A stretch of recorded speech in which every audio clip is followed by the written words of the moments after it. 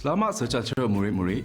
Cikgu harap murid-murid semua sihat dan sentiasa bersemangat.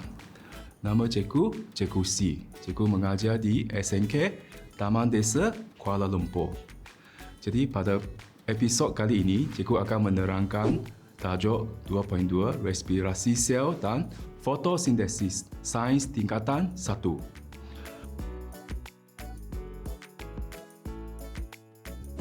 Sebelum cikgu mulakan pembelajaran kali ini, mari kita tontoni suatu demonstrasi dahulu.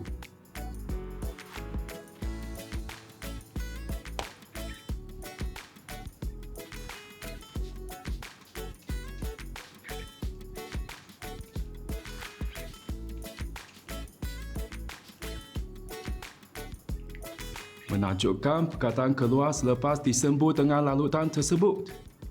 Tahu tak murid-murid apa yang berlaku? Ya, lalutan tersebut merupakan lalutan iodin dan ia menukarkan kertas putih yang telah disapu dengan kanji kepada warna biru hitam. Maka muncullah perkataan yang telah ditulis di atas kertas tersebut.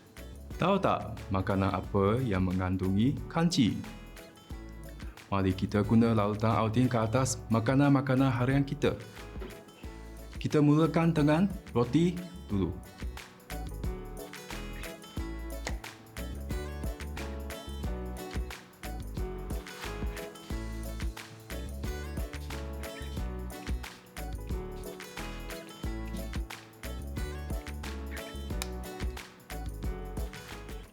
Wah, roti berubah kepada warna biru hitam.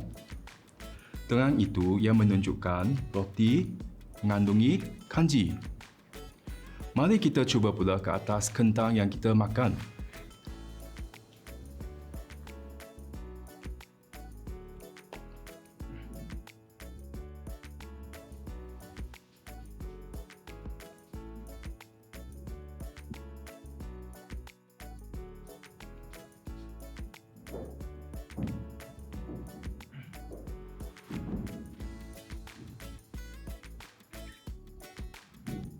Kentang yang kita makan juga berubah warna.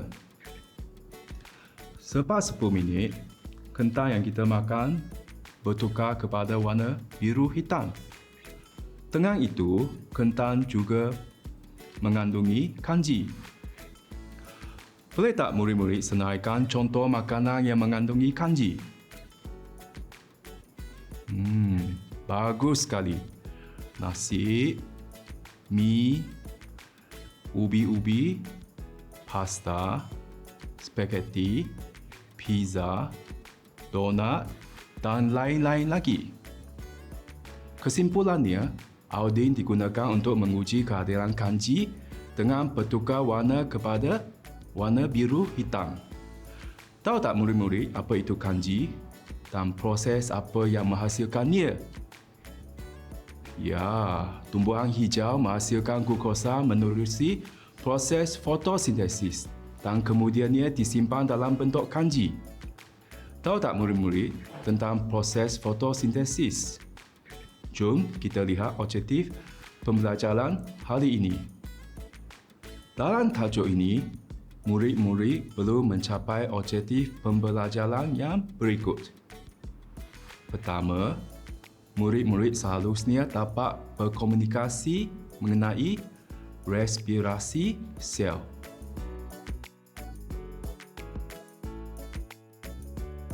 Kedua, berkomunikasi mengenai proses fotosintesis. Ketiga, membezakan proses respirasi sel dengan fotosintesis.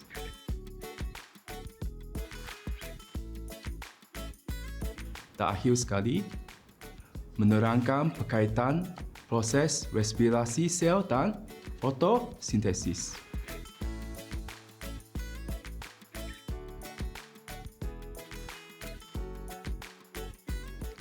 Apa itu fotosintesis? Ya, fotosintesis merupakan suatu proses yang dijalani oleh tumbuhan hijau untuk mensintesiskan makanan dalam bentuk glukosa dan akhirnya disimpan dalam bentuk kanji. Apa yang diperlukan oleh tumbuhan untuk menjalani proses fotosintesis? Mari kita lihat video ini.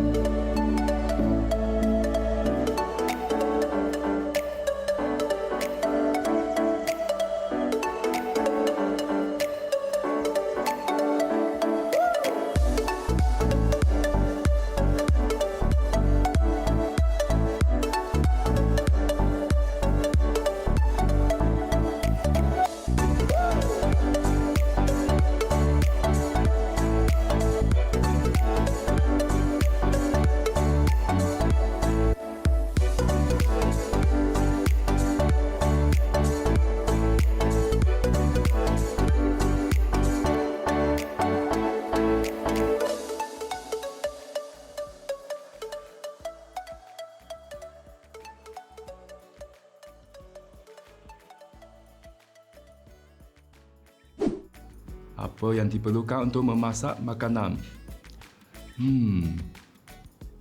Kita perlukan seorang tukang masak, api sebagai tenaga dan bahan-bahan masakan. Sebenarnya ia sama dengan proses fotosintesis. Mari kita lihat slide seterusnya. Untuk memasak, kita perlukan seorang chef atau tukang masak, bahan masakan dan api. Ia sebenarnya seakan-akan sama dengan proses fotosintesis.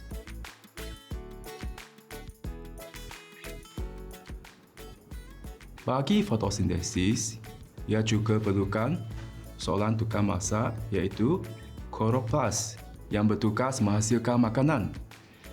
Kita juga perlu bahan-bahan untuk masakan iaitu karbon dioksida dan air. Di samping itu, kita juga akan menggunakan tenaga untuk memasak iaitu tenaga cahaya. Menakjubkan, tumai hijau juga seolah-olah memasak seperti manusia.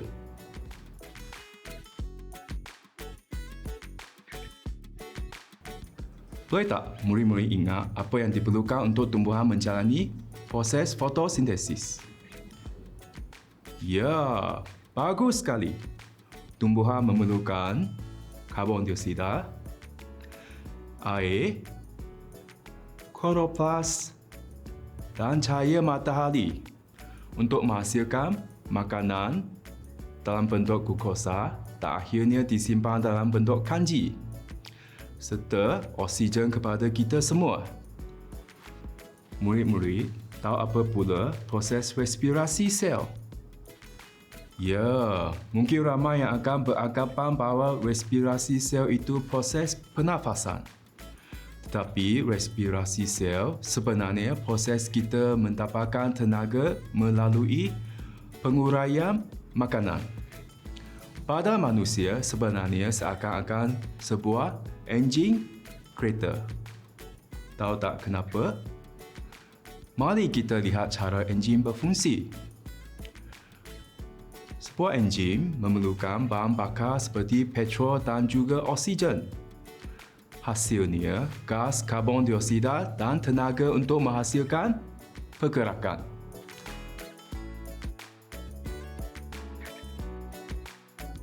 Badan manusia pula memerlukan bahan bakar iaitu glukosa atau makanan dan juga oksigen.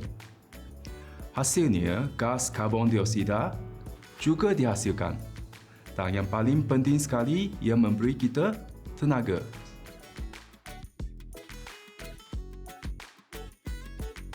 Menakjubkan. Sebenarnya, badan kita seakan-akan sebuah enjin kereta. Tapi tahu tak murid-murid, bahagian badan yang menjalankan proses respirasi sel? Ya, jawapannya mitokondria. Apa perbezaan antara respirasi sel dan fotosintesis?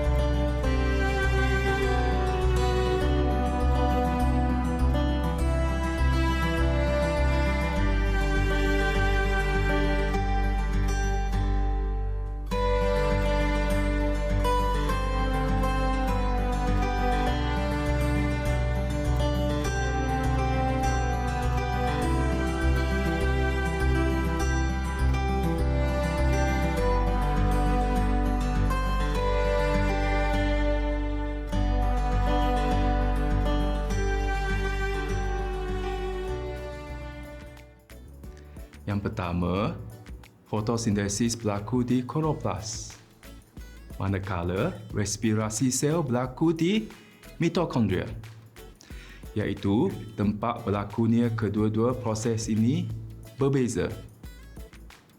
Dengan itu, hanya tumbuhan hijau dan mikroorganisma yang mempunyai kloroplas dapat menjalani proses fotosintesis.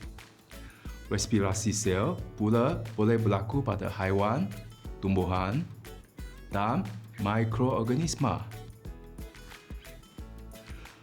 Fotosintesis merupakan proses mengerak tenaga kerana ia mengerak tenaga cahaya matahari untuk menghasilkan makanan.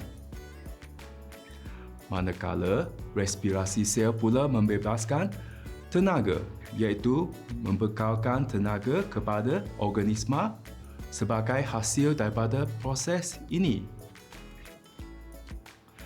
Daripada persamaan proses fotosintesis, kita dapat lihat tenaga berada di bahagian hadapan, iaitu prasyarat untuk fotosintesis berlaku.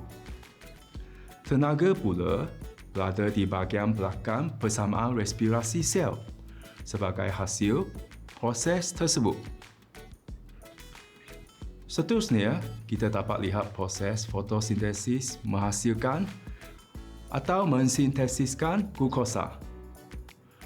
Respirasi sel pula menguraikan glukosa untuk menghasilkan tenaga.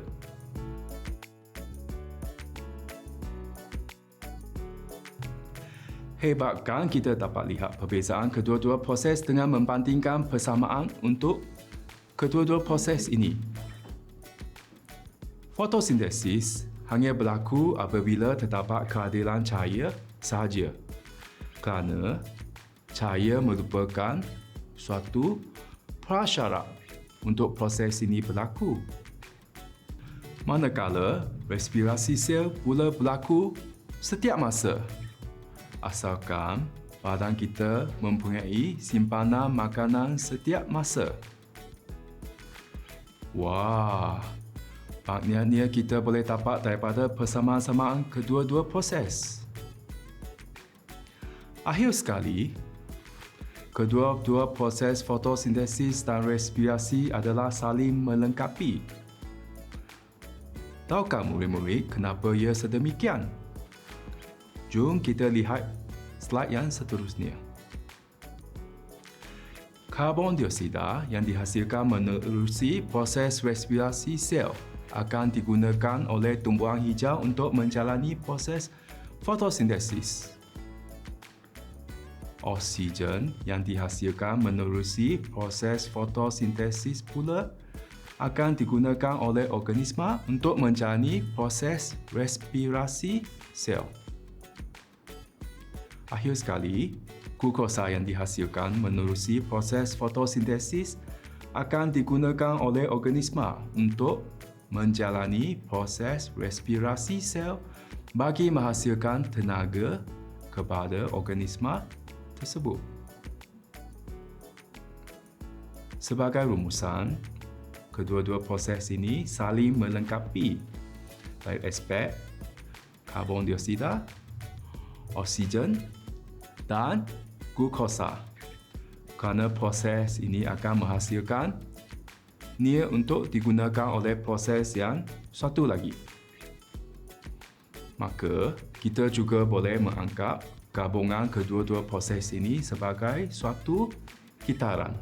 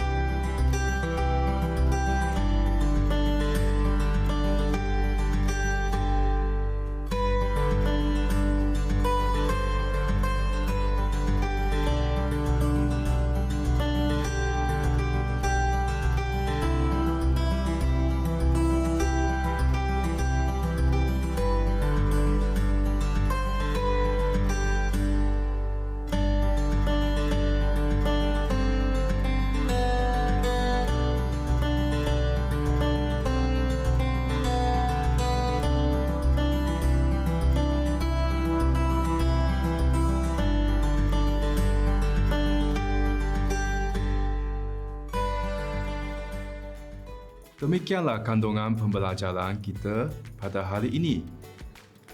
Untuk mengukuhkan pengetahuan murid-murid, mari kita cuba menjawab beberapa soalan yang telah cikgu sediakan.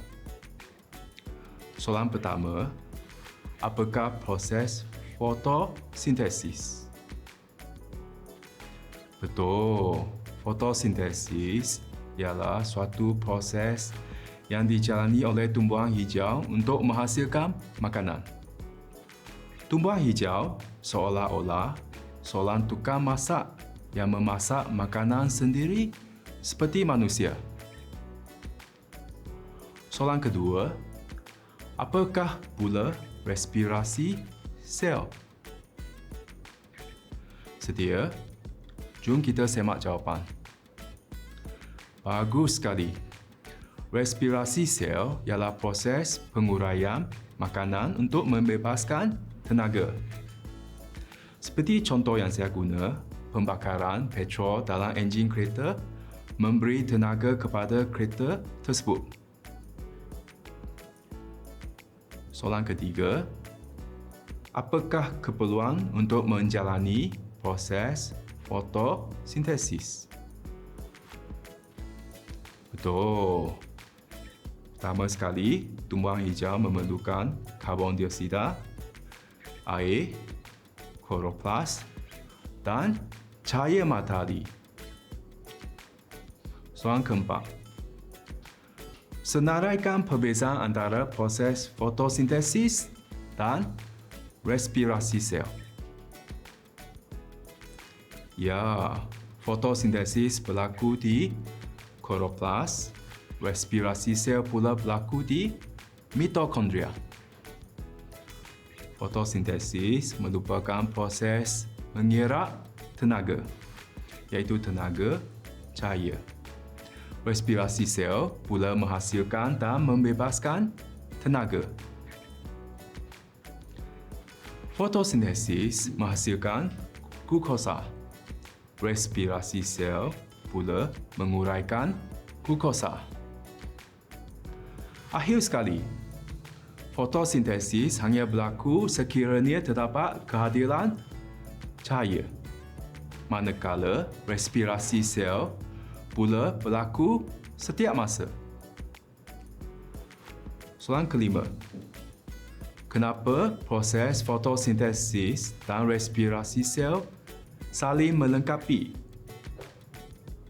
Ya, karbon dioksida yang dihasilkan menerusi proses respirasi sel akan digunakan oleh tumbuhan hijau untuk menjalani proses fotosintesis. Oksigen yang dihasilkan menerusi proses fotosintesis pula akan digunakan oleh organisma untuk menjalani proses respirasi sel. Akhir sekali, glukosa yang dihasilkan menerusi proses fotosintesis akan digunakan oleh organisma untuk menjalani proses respirasi sel bagi menghasilkan tenaga kepada organisma tersebut. Sekian sahaja sesi pembelajaran kita pada hari ini. Cikgu berharap murid-murid berjaya menguasai objektif pembelajaran kita pada hari ini. Murid-murid seharusnya dapat berkomunikasi mengenai respirasi sel.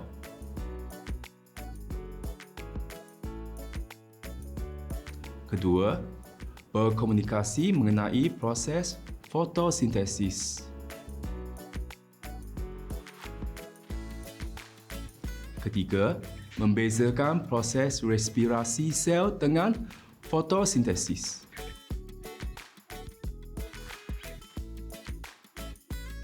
Dan akhir sekali, menerangkan berkaitan proses respirasi sel dan fotosintesis.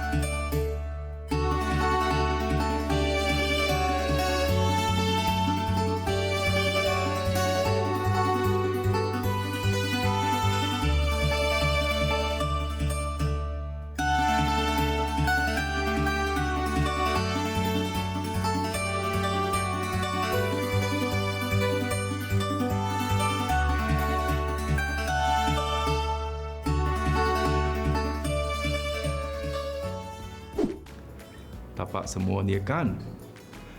Sekiranya murid ingin bertanya atau mendapat maklumat yang lebih, boleh ikuti saya di IG peribadi saya, iaitu SII_DL